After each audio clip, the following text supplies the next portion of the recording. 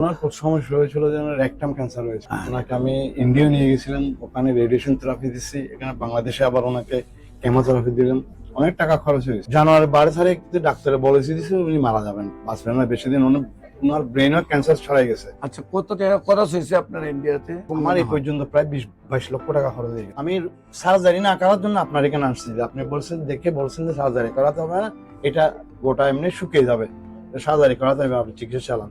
ইনশাআল্লাহ আমি 4 মাস চিকিৎসা করার পরে 5 মাসের রিপোর্টের দেখছেন গোটা অনেক শুকিয়ে গেছে। আমার কাছে আছে ডকুমেন্ট, ফটো এর মধ্যে ক্যামেরার মধ্যে আছে। এখন আপনার পুত্রবধূর অবস্থা কি? সব ঠিক আছে, এখন একদম নরমাল। আগে যেরকম ছিল উনি আজ থেকে 2-3 বছর যেরকম ছিল সেরকম একদম নরমাল। বিসমিল্লাহির রহমানির রহিম। সম্মানিত দেশবাসী, আমি cancer specialist doctor SM. Sarwar. বিশেষ করে আপনারা জানেন যে সারা ওয়ার্ল্ডের ডাক্তারদের বক্তব্য, ক্যান্সার হলে আনসার নেই। ক্যান্সার হলে আমরা সাময়িকভাবে চিকিৎসা দিয়ে থাকি, এক সময় ক্যান্সারের মৃত্যু হয়, এটাই মেনে নিতে হয়। আমি বলবো যে ক্যান্সার হলে আনসার নেই সেই কথার কোনো ভিত্তি নেই। ক্যান্সার সম্পূর্ণরূপে সুস্থ হয়। আজকেও আমরা একজন ক্যান্সার রোগীর সাথে আপনার পরিচয় করে দিচ্ছি। ওনার পুত্রবধূ সুস্থ হয়েছে এবং আজকে আরেকজন বাবুকে নিয়ে আসছেন চিকিৎসার উদ্দেশ্যে।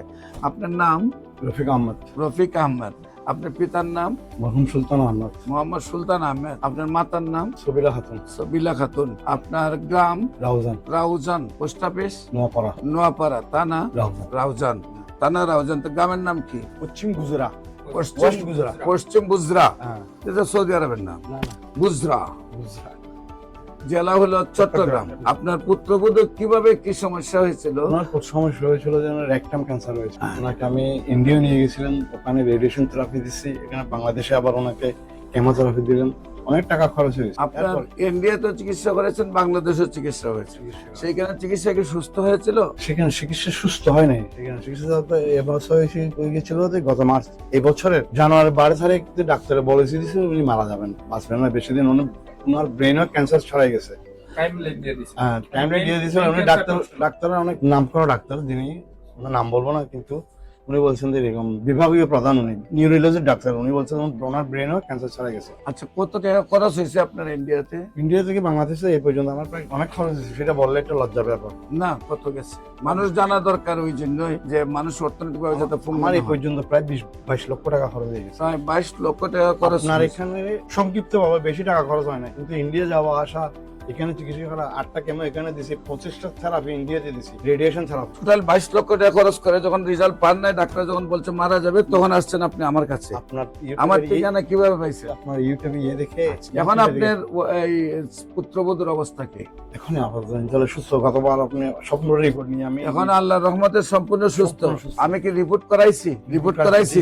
রিপোর্টে কি অবস্থা আসছে? সবগুলো আপনি দেখছেন, সবগুলো রিপোর্ট আল্লাহর রহমতে ভালো আসছে। একটা পয়েন্টের কথা বলি, আমার ডাক্তার আমাকে বলছিল যে ওনাকে সার্জারি করে ওনার গোটাটা বাইর করে ফেলতে হবে। না না, রেকটামে গোটা বাইর করতে হবে। আমি সার্জারি না করার জন্য আপনার এখানে আসছি। যে আপনি বলছেন যে সার্জারি করাতে হবে না, এটা গোটা এমনি শুকিয়ে যাবে, সার্জারি করাতে হবে, আপনি চিকিৎসা চালান। ইনশাআল্লাহ আমি 4 মাস চিকিৎসা করার পরে 5 মাসের রিপোর্টের দেখছেন গোটা অনেক শুকিয়ে গেছে। আমার কাছে আছে ডকুমেন্ট, ফটো এর মধ্যে ক্যামেরার মধ্যে আছে, মোবাইলের মধ্যে আছে, আপনাকেও দেখাইছি। সেই জন্য একটা ভরসা রাখছি যে নিশ্চয়ই ইনশাআল্লাহ যদি ক্যান্সার রোগী ভালো না হতো তাহলে এত রোগী আপনার পাশে আসতো না। আমি এখানে যতবার আসলাম দেখলাম, আমি তো 7 মাস রানিং করতেছি। আরো 2-1 রোগী পাঠিয়েছিল, আমার কাছে জিজ্ঞেস করছে, আরো একজন রোগীর রিপোর্ট আমার জেবে আছে। একজন রোগী যে ভালো হয়েছে সেটা প্রমাণ। আমি 20 লক্ষ টাকা খরচ করার পরে যে একটা রোগী ভালো করতে পারছি চট্টগ্রামের মধ্যে যা আপনার চিকিৎসায়, সেটাই জেনে রোগীরা যারা জানছে যারা বলছে যে আমাদেরকে ডাক্তারকে দেখাই দেয়। আমি ডাক্তার দেখাই দিচ্ছি, ওরা এখানে আসতেছে।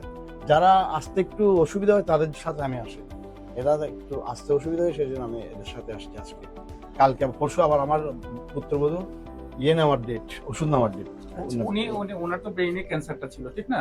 উনি ওনার ডাক্তার ব্রেইনেও ছিল, টিউমারও চলে গেছিল এবং ক্যান্সারও চলে এরকম বলছিল, এরকম একটা রিপোর্ট করে দিয়েছিল। স্মৃতিশক্তি ঠিক আছে না, সব কিছু ঠিক আছে, এখন একদম নরমাল। আগে যেরকম ছিল উনি আজ থেকে 2-3 বছর যেরকম ছিল সেরকম একদম নরমাল। কি কোনো মনে হয় যে কোনো অ্যাবনরমাল বিহেভিয়ার?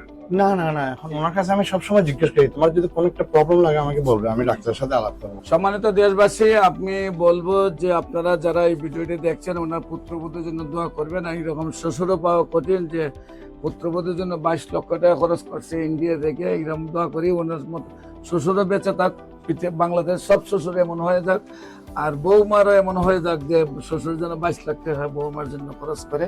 এবং আল্লাহর অশেষ রহমতে যেহেতু সুস্থ হয়েছে, দেশবাসীর কাছে দোয়া চাই উনি যেন আজীবন ভালো থাকে, আপনারা দোয়া করবেন। আর বিশেষ করে উনি আজকে আরেকজন বাবুকে নিয়ে আসছেন, ওর জন্য দোয়া করবেন। ওর এখানে এই যে টিউমার গুলা ধরা পড়ছে, এতে ক্যান্সার। আল্লাহর অশেষ রহমতে আমরা আশাবাদী 4 মাস চিকিৎসা করলে সুন্দরভাবে সুস্থ হয়ে যাবে। যে আপনারা গণস্বাস্থ্য হোমিওতে চলে আসুন, সুন্দরভাবে সুস্থ হবে।